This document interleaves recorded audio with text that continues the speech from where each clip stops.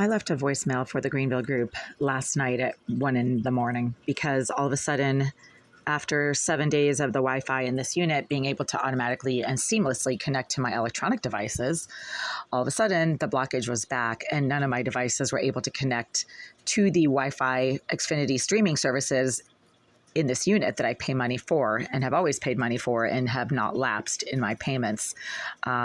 And so last night I couldn't use my devices in this unit, but I was able to use my devices when I stepped out of the door over there and walked down the hallway 15 or 20 feet to the rear stairwell, and then was able to connect with the Xfinity Wi-Fi that is being provided by Comcast throughout this entire building in the rear stairwell without any issues. My devices just automatically connect. Comcast has assured that they are providing streaming Wi-Fi services throughout this entire building, and that the streaming Wi-Fi services that they're providing throughout this entire building are not restricted to one particular corner or floor or area of the building. If you pay for their services, you're able to access the streaming Wi-Fi wherever you go in this building. However, somebody has been using a Wi-Fi blocker in this unit, and that is evident by the fact that the Wi-Fi signal is constantly strong in this unit, but that the devices suddenly fail to connect as soon as I bring them into this unit. However, after leaving a voicemail for the Greenville group last night at approximately 1:10 a.m. and sending an email as well, a written notice to them and their attorneys at approximately 2 a.m., letting them know I still couldn't connect, the Wi-Fi is back to being able to connect to my devices in this unit. So this is what it looks like. So today is Tuesday, September 16th. It is right around 1 o'clock p.m. And the Wi-Fi is back to being able to automatically and seamlessly connect to my devices or vice versa. So I am now once again able to seamlessly connect my devices to the Wi-Fi service that I pay for. And I did not have to call Comcast to get the problem fixed. All it took was an email to the Greenville group and a voicemail to the Greenville group, and the problem was resolved. This demonstrates that the problem is not with Xfinity or Comcast or my devices, because it automatically stops happening as soon as I leave voicemails and send emails to them and their attorneys, to the Greenville group and their attorneys. So issue number one, update on that. As of today, I was able to use my laptop for Zoom meetings and work-related purposes throughout the morning today. Issue number two, I still cannot use the water to this tap. There has been someone who likes to smack the wall behind the sink when I go to the sink to try to fill up water bottles, wash my hands, wash pans, and things like that. And that is when the water suddenly starts showing signs of deliberate tampering, interference, and contamination. This is something that Jasmine Irizarry, the Greenville Group's paid career criminal fixer, according to her handler, Mr. Oleg Eliseyev, she is somebody who they are using to be able to take care of any problem. As Mr. Eliseyev put it, Jasmine Irizarry is so talented. She can hack into anything. She can get into anything. That is a direct quote from Mr. Eliseyev, the property manager of this building complex, when I had brought multiple concerns to his attention about Jasmine Irizarry's constant criminal acts, activities, and tendencies while she's constantly sitting in the bathroom behind this wall that affect the safety and usability of the water to this tap and to pretty much everything that I happen to have or try to use in this unit. Irizarry has the ability to tamper with, to interfere with, to negatively affect, and to harm physically. All right, so everything I'm reporting here is physical. This is not some kind of spiritual situation. This is a physical interference with the functionality and usability of the utilities and devices that I try to use when I'm in the premises of this unit that are constantly malfunctioning thanks to the interference and deliberate career-related hacking abilities and plumbing interference as engaged in by Jasmine Irizarry, who likes to sit behind that wall and has been sitting behind that wall pretty frequently for 11 years now. I can't use this water. It stinks absolutely foul. And this pan has nothing in it but butter. And the butter has been completely rinsed out now. I'm just trying to finish washing it. But the water stinks as it is coming out of this tap. And when I shut the tap off, dump the water into the sink, the horrendous smell goes away, because the horrendous smell is not coming from this clean, barely used pan that's been, getting rinsed out for the last, on and off since last night. it is coming from the water that comes out of this tap, thanks to the use of a saddle valve or some type of a saddle valve technology against the intake pipe to the sink. That started happening in 2019 when Jasmine Irizarry, who was verifiably being housed in the bathroom behind the wall by Oleg Aleseyev of the Greenville Group, engaged in a tremendous amount of plumbing work against the pipes to this sink. And all of a sudden, after 8 years of having been able to use the water to this tap without any issues whatsoever, the water suddenly started to stink and smell really foul as it was coming out of that tap. And then I was forced to go down the hall to the common bathroom and get clean water from the bathroom tap down the hall that never smells bad, because the smell is not coming from me. It's coming from the water that comes out of that tap that is being deliberately interfered and tampered with by Jasmine Irizarry, who has admitted to doing that, saying that she's not using a saddle valve, but she is definitely putting certain types of contaminants in that water, and I should enjoy those contaminants in my hair. It is a beautiful day outside, super sunny, feels like summer. It's still technically summer. We are September 16th, 2025. It's right around 1 p.m. It's a gorgeous day. I just found out that one of my heroes, icons, and most beloved, leading actor men in Hollywood has just died. And that is Robert Redford, which is strange because over the last few days, I was actually thinking about him a lot and was watching some of his movies. I started watching one of his best 90s movies, a movie called Sneakers that also had the late and great River Phoenix in it. Just 2 days ago, I was watching Sneakers with Robert Redford. He was actually 54 years old when he was in that movie and looked phenomenal, as he always did. He was a gorgeous man, and I wish we had 10 million more Robert Redfords on this planet. Unfortunately, there was only one, and he passed away, which is very strange because, once again, he seemed to be perfectly well. I was watching recent interviews with him. It doesn't matter if someone's 88 or 90 or 20. When they seem perfectly healthy and well, and then all of a sudden, like a couple of weeks later, they die suddenly, you start scratching your head and wondering what happened.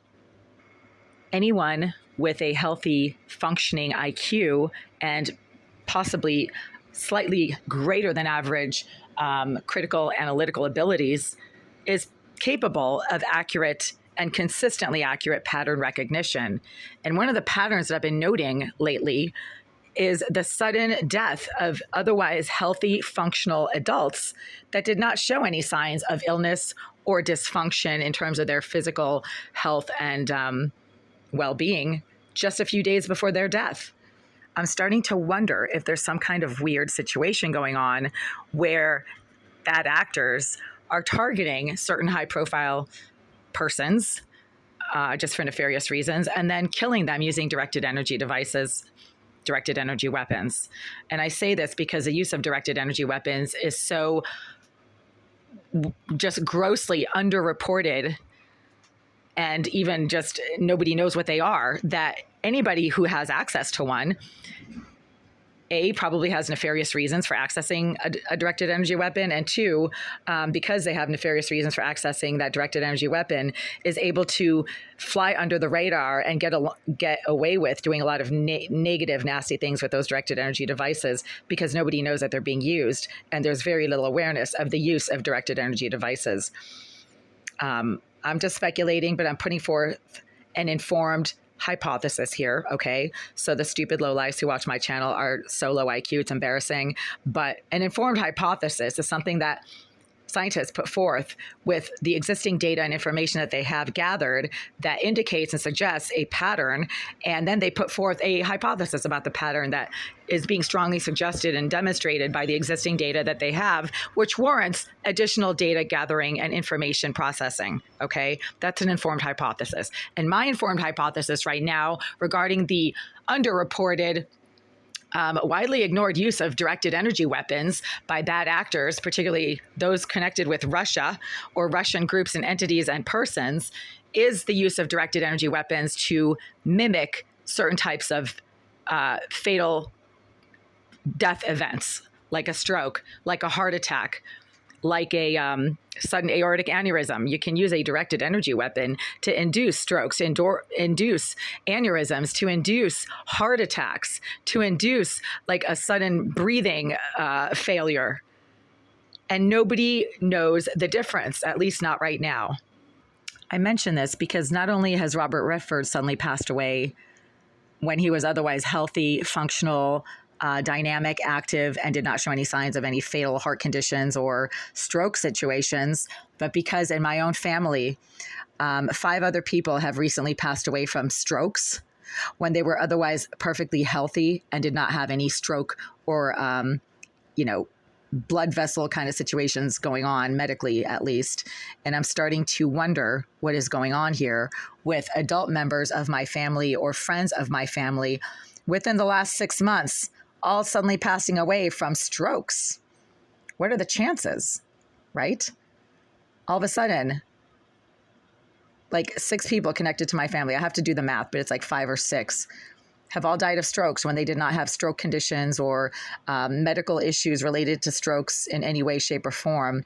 And I do know that there is a very homicidal psychopath named Jasmine Irizarry who brags about getting paid a lot of money to use a directed energy weapon on me.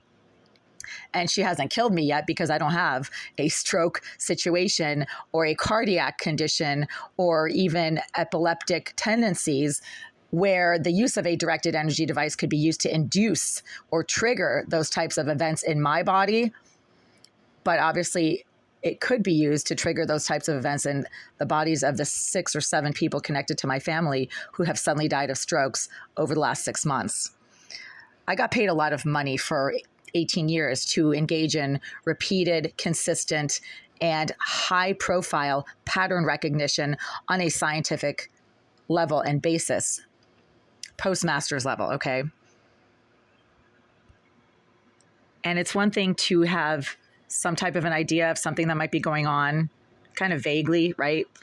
And it's another thing to get paid $95,000 a year to engage in constant, repeated, and highly accurate pattern recognition when it comes to cellular samples, tissues, chemical reactions, experimental results, et cetera, then I know my way around accurate pattern recognition. What I'm seeing right now is that somebody who I had mentioned multiple times in videos and idolized and have dozens of screenshots on my phone, Robert Redford, has suddenly died in a way that 5 other members of my family or friends of my family have suddenly died over the last 6 months.